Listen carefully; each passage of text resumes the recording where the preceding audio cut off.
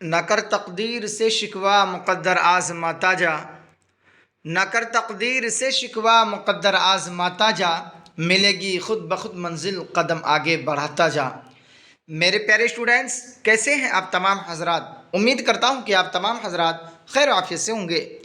Students, جیسا کہ آپ حضرات کو معلوم ہے کہ میں درخشاں اردو حصہ دوم کلاس 10th یعنی میٹرک والوں کے لیے آج بہت ہی امپورٹنٹ اہم سبق لے کر حاضر ہوا ہوں، جسے ہم اور آپ بجلی کا کھمبا نظم اور نظم بہت آسان تھی پہلے، یہ دو نظم لے کر حاضر ہوا ہوں۔ اسٹوڈنٹ، اس سے پہلے میں آپ حضرات سے یہ بات گوشہ گزار کر دوں کہ جو یہ نظم جو لکھے ہیں، یعنی اس نظم کے لکھنے والے مصنف جو ہیں، ان کے حالات زندگی سے میں آپ حضرات کو روشناس کرا دوں، کیونکہ زیادہ تر آپ کا اگزام میں یہیں سے کوشچن آتا ہے کہ مصنف کی حالات یعنی ان کی پیدائش، ان کی وفات، یعنی ان کی کہاں تک علم تعلیم حاصل کی، انہوں نے کہاں کی، یہ ساری باتیں آپ کے اگزام کے اندر آتا ہے۔ اس وجہ سے میں مناسب سمجھتا ہوں کہ آپ حضرات کو مصنف کی حالات زندگی سے یعنی ان کا مختصراً تعارف کرا دوں، تاکہ آپ کے ذہن و دماغ میں یہ بات رچ بس جائے۔ اسٹوڈنٹ، اس سے پہلے میں آپ حضرات کو سبق نمبر 19 پڑھا چکا ہوں۔ وہ کون تھے؟ ہم نوجوان، جس کے رائٹر تھے کیا ہے؟ پرویز شاہدی۔ اور آج جو ہے ہم پڑھا رہے ہیں ندا فاضلی کی لکھی ہوئی دو نظم، بجلی کا کھمبا اور نظم پہلے بہت آسان تھی۔ تو چلیے اسٹوڈنٹ، بلا کسی تاخیر کے آج کے ہم اس کلاس کو آغاز کرتے ہیں۔ اگر آج کی ویڈیو آپ کو اچھا لگے تو اسٹوڈنٹ آپ زیادہ سے زیادہ شیئر کریں گے، لائک کریں گے، اور اسٹوڈنٹ آج اس ویڈیو کے اندر، اس کلاس کے اندر انشاءاللہ میں آپ حضرات کو کیا ہے پوری طریقے سے آپ حضرات کو مصنف کے حالات زندگی اور یہ جو ہے بجلی کا کھمبا نظم اور نظم بہت آسان تھی پہلے، ان کا میں تشریح کر کے آپ حضرات کو ضرور بتاؤں گا۔ آپ بنے رہیں انشاءاللہ انت تک۔ تو چلیے بلا کسی تاخیر کے آج کے اس کلاس کو شروع کرتے ہیں۔ اسٹوڈنٹ، سبق نمبر 21 میں ہے بجلی کا کھمبا۔ کیا ہے؟ بجلی کا کھمبا، اور 22 میں ہے نظم بہت آسان تھی۔ نظم بہت آسان تھی، یہ دونوں نظم لکھنے والے کون ہیں؟ ندا فاضلی ہیں۔ کون ہیں؟ ندا فاضلی کی یہ دونوں لکھی ہوئی نظم ہیں۔ آگے ہے اسٹوڈنٹ ندا فاضلی کی مختصراً تعارف، ہے نا؟ کہ ندا فاضلی دور جدید دور کے معتبر شاعر ہیں۔ جدید کے معنی ہوتا ہے نیا، جدید معنی کیا ہوتا ہے؟ نیا، دور میں زمانہ، یعنی جدید دور کے یعنی نئے زمانے کے معتبر شاعر تھے۔ ان کی پیدائش گوالیر میں ہوئی۔ کب؟ سن 1965 عیسوی کو۔ کب ہوئی تھی؟ سن 1965 عیسوی میں ان کی پیدائش کہاں ہوئی؟ گوالیر کے اندر۔ ندا فاضلی کے خاندان کے تمام افراد پاکستان ہجرت کر کے اس زمانے میں ندا فاضلی طالب علم کے دور سے گزر رہے تھے۔ کب؟ جب ندا فاضلی طالب علم کے یعنی جب اسٹوڈنٹ تھے، اس زمانے میں کہہ رہے ہیں کہ ان کے تمام خاندان کے تمام افراد ہجرت کر کے کہاں چلے گئے تھے؟ پاکستان چلے گئے تھے۔ کہہ رہے ہیں کہ اس لیے انہوں نے ہندوستان میں رہنا پسند کیا۔ کیا کیا؟ انہوں نے ہندوستان میں رہنا پسند کیا۔ آگے اسٹوڈنٹ،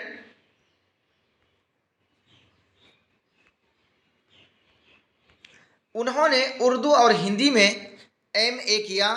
اس کے بعد وہ ممبئی چلے گئے اور وہیں مستقل سکونت پذیر ہو گئے۔ یعنی کیا کہہ رہے ہیں کہ وہیں پر کیا ہوا؟ مستقل طور پر وہیں سکونت اختیار کیے، یعنی وہیں رہنے لگے۔ کہہ رہے پہلے صحافت کا پیشہ اختیار کیا اور اردو ہندی کے مختلف رسائل و اخبارات سے وابستہ رہے، پھر فلموں کے لیے نغمے اور مکالمے لکھنے لگے۔ کہہ رہے کہ لیکن اس کے باوجود ادب سے رشتہ نہیں توڑا۔ کیا کہہ رہا؟ ادب سے انہوں نے رشتہ جو تھا، ناتا تعلق تھا اردو ادب سے، ان سے انہوں نے نہیں توڑا۔ آگے ہے اسٹوڈنٹ کہ ندا فاضلی نے اردو شاعری کے تقریباً تمام اصناف میں طبع آزمائی کی، یعنی غزلیں اور نظمیں بھی لکھی اور دوہے بھی لکھے۔ اور اس کی ایک وجہ یہ ہے کہ انہوں نے کمزور اور پسماندہ طبقے کے مسائل کو اپنی شاعری میں ابھارا ہے۔ کیا ہے؟ پسماندہ کمزور طبقے کے لوگوں کے مسائل کو اپنی نظم کے اندر کیا ہے؟ ابھارا ہے، یعنی اجاگر کیا ہے۔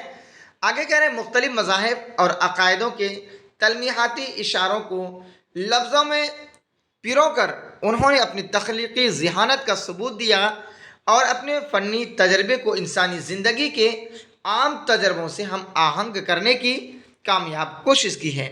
यानी उन्होंने एक ऐसी नज़्म लिखी है कि उन्होंने कमज़ोर तबकों को, पसमानदगा तबकों को, यानी उनकी क्या है मसाइल को अपनी क्या है नज़्म के अंदर उभारा है, दुनिया वालों के सामने इसको उजागर किया है, जाहिर किया है। स्टूडेंट आगे है कि लफ्ज़ों का पुल और मोर नाच, आँख और ख्वाब के दरमियान खोया हुआ सा, कुछ शहर मेरे साथ चल और ज़िंदगी की तरफ उनके शेरी मजमूए हैं। क्या है स्टूडेंट, ये आपका VVI क्वेश्चन है। आपसे ये पूछा जाएगा सवाल में कि क्या है उनके शेरी मजमूए कौन हैं। अगर आपको याद होगा तो स्टूडेंट वहाँ आप धीरे से टिक करेंगे कि लफ्ज़ों का पुल और मोर नाच, एक है आँख और ख्वाब के दरमियान खोया हुआ सा, कुछ शहर मेरे साथ है ना चल, और ज़िंदगी की तरफ, दूसरा क्या है और ज़िंदगी की तरफ। ये सब क्या है उनके शेरी मजमू हैं। आप अपने जहन नशी कर लें, जहन में बैठा लें। स्टूडेंट आगे हैं कि निदा फाजली ने मशरिक़ व मगरिब के कई ममालिक मसलन अमेरिका मुत्तहिदा अरब इमारात, जर्मनी, बांग्लादेश, पाकिस्तान वगैरह में हिंदुस्तानी शुअरा व अदबा की नुमाइंदगी की है। उन्हें कई सरकारी एजाज़ात मसलन सातिया अकादमी अवार्ड से नवाजा गया है। वो अभी बक़ैद हयात में और उनका अदबी सफ़र अभी भी जारी है। आगे स्टूडेंट की नज़्म बहुत आसान थी, पहले की तलखीस क्या है ना, ख़ासियत क्या है इसके अंदर, उसके बारे में हम पढ़ लेते हैं, समझ लेते हैं।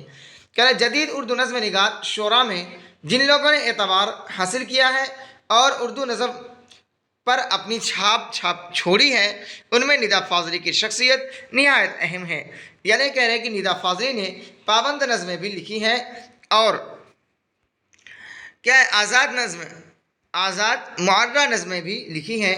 यानी शेरी रिवायत से इनहराफ भी नहीं किया है और जदीद बदलते हुए तकाज़ों को नज़रअंदाज भी नहीं किया है। आगे है स्टूडेंट कि ज़ेर निसाब पहली नज़्म बहुत आसान थी। पहले में शायर ने सिर्फ नज़्म की फ़नी अरूज व ज़वाल को बयान किया है ना, इशारती ज़बान से इस्तेमाल करते हुए, यानी इशारती ज़बान इस्तेमाल करते हुए शायर कहते हैं कि शुरू में नज़्म कहना निस्बतन ज़्यादा आसान था, चूँकि अदब अपने अहद का यानी अपने ज़माने का आईनादार होता है और शायरी अदब के इस आफाकी उसूल से अछूती नहीं है। इसलिए बदलते हुए सियासी हालात और मजहबी शिद्दत पसंदी ने नज़्म के आहंग को भी रफ्ता बदल दिया है। आज के बदलते हुए मुआशरती कदरों और सियासी बेअसूली से नज़्म मुतासिर हुए बगैर नहीं रह सकती। कमियत के लिहाज से तो उर्दू शायरी में नज़्मों का अच्छा खासा सरमाया मौजूद है और आलमी सतह पर उसे मकबूलियत भी हासिल है। आगे कह रहे हैं कि लेकिन फ़िक्र ख़याल के लिहाज से सिर्फ नज़्म रफ्ता खोखली होती जा रही है और शायर की ज़बान में नज़्म बहुत ज़ुअफ़ और इसमें हलाल की कैफियत तारी है। यानी ये कह रहे हैं कि जिस तरीके से पहले ज़माने के लिहाज से नज़्म कहा जाता था, यानी लोग इंटरेस्ट से पढ़ते थे और उनको क्या है बहुत मज़ा आता था, लेकिन वो हालात बदल गए, वो दौर बदल गए, लोग इन चीज़ों से कोसों दूर हो गए, है ना। आगे कह रहे हैं ज़ेर निसाब दूसरी नज़्म बिजली का खंबा निदा फाजली की एक आज़ाद नज़्म है।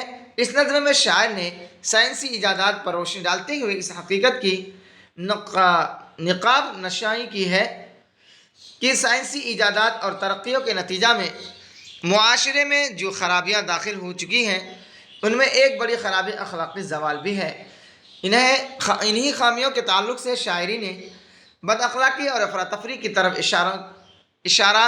इशारों किनायों में लोगों को मुतवज्जा किया है और बिजली के खंबा को एक अलामत के तौर पर इस्तेमाल किया है।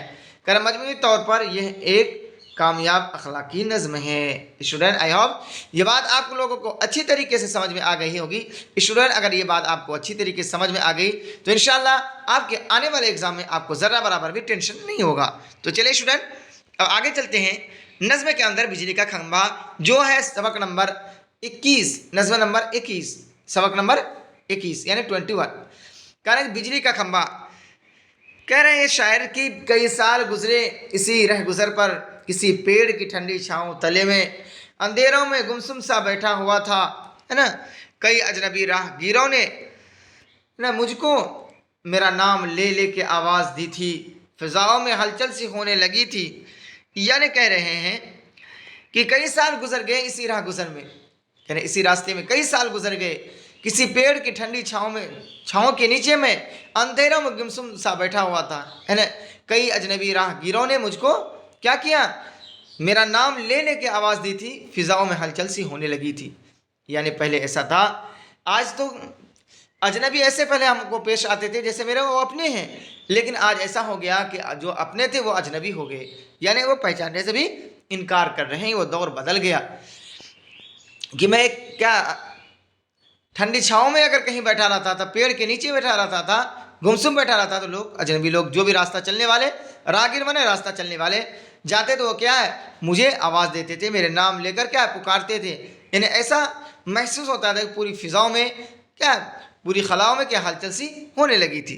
कह रहे मगर दोस्त, आगे कह रहे हैं मगर दोस्त, कह रहे ये बात है उन दिनों की, यहाँ कोई बिजली का खंभा नहीं था मगर चाँद का नूर मैला नहीं था। यानी कह रहे हैं कि पहले जो है क्या है, बिजली का खंभा नहीं था तो लोग इंतज़ार करते थे चाँद की रोशनी की, चाहे वो चाँद की रोशनी में लोग क्या है, चाहे वो पढ़ाई का काम करे या दीगर और काम कर सके, है ना, आसानी होती थी। लेकिन जब से बिजली का खंभा आया, यानी बिजली आई, तब से लोग क्या चाँद की रोशनी की अहमियत भी खो दिया, है ना।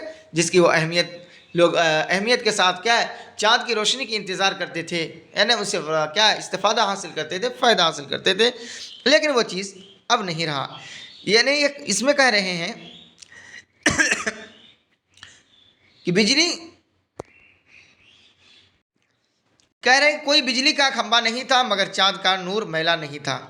कह रहे हैं शायर कहता है कि जिस ज़माने में बिजली का खंभा नहीं था, यानी बिजली की रोशनी नहीं आई थी, लोग किरासन तेल के दौर में जी रहे थे। उस ज़माने में ज़ाहिरी तौर पर गर्चे रोशनी कम थी, लेकिन लोगों के दिल ज़रूर रोशन थे। चाँद का नूर मैला नहीं था, यानी चाँद की फितरी रोशनी से लोग फैज़याब होते थे। अब ज़ाहिरी तौर पर बिजली की रोशनी ज़्यादा है मगर दिल और अखलाक की रोशनी बुझ चुकी है। यानी पहले जिस तरीके से लोगों का दिल साफ़ था, यानी रोशन था, है ना, उस तरीके से आज लोगों के दिल साफ़ नहीं है। यानी इस मिसरे से ये कहना चाह रहे हैं। तो स्टूडेंट, आई होप ये बात आपको अच्छी तरीके से समझ में आ गई होगी बिजली के खंभा नज़्म के बारे में। अब हम चलते हैं दूसरा नज़्म, यानी नज़्म सबक नंबर 22। कह रहे नज़्म बहुत आसान थी पहले, कह रहे शायर की नज़्म बहुत आसान थी पहले, घर के आगे पीपल के शाखों से उछल के आते जाते बच्चों के बस्तों से निकल के रंग बिरंगी चिड़ियों की चहकारियों में ढल के जब मेरे घर में आती थी, मेरे कलम से जल्दी जल्दी खुद को पूरा लिख जाती थी।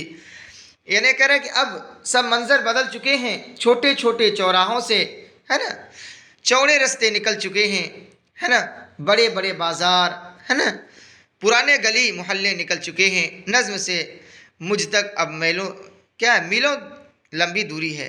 यानी ये कह रहे हैं इस नज़्म के अंदर शायर कि नज़्म बहुत पहले क्या थी, आसान थी। घर के आगे पीपल के शाखों से उछल आते जाते थे। यानी नज़्म इतना आसान थी पहले कि बच्चे क्या है बागीचा के अंदर, है ना, जहाँ भी था बस्तों से खेलते हुए आते, बागीचा के अंदर चिड़िया चहचहाते थे, है ना, तरह तरह के क्या है परिंदे आते थे, चिड़िया आते थे, उनकी तरह तरह की आवाज़ें होती थी, और तरह तरह के बच्चे आते थे, है ना, अपनी अपनी क्या है आवाज़ें, यानी अपनी अपनी गीत गाते थे अपनी अपनी आवाज़ों में, अपनी ज़बानों में, है ना। वो चीज़ अब नहीं रही क्योंकि ये दौर बदल चुका है।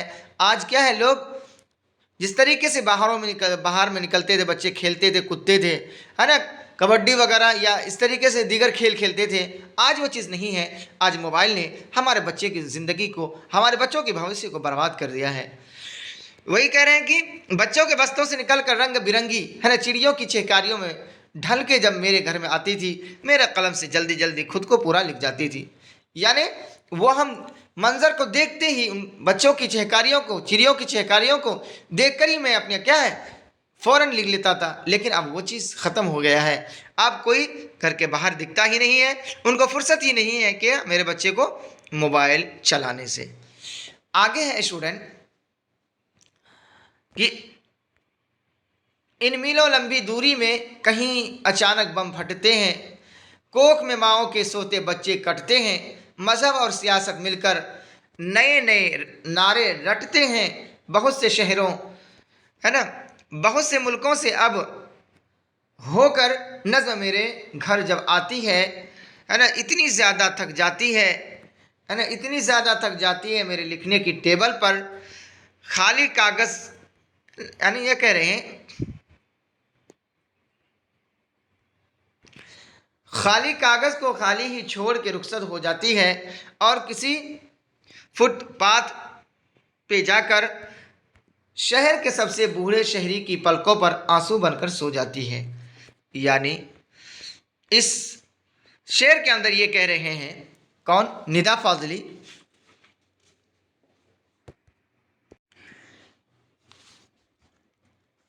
یعنی شاعر نے اشارتی زبان میں استعمال کرتے ہوئے کہا ہے کہ ابتدا میں نظم نگاری کرنا نسبتاً زیادہ آسان تھا، چونکہ اب ادب اور فنکار اپنے عہد کا آئینہ دار ہوتا ہے اور اپنی تخلیقات میں اپنے گرد و پیش اور زمانے کے احوال اور قوائب کو ہی بیان کرتا ہے، اس لیے شاعری بھی ادب کے اس آفاقی اصول سے مستثنیٰ نہیں ہے۔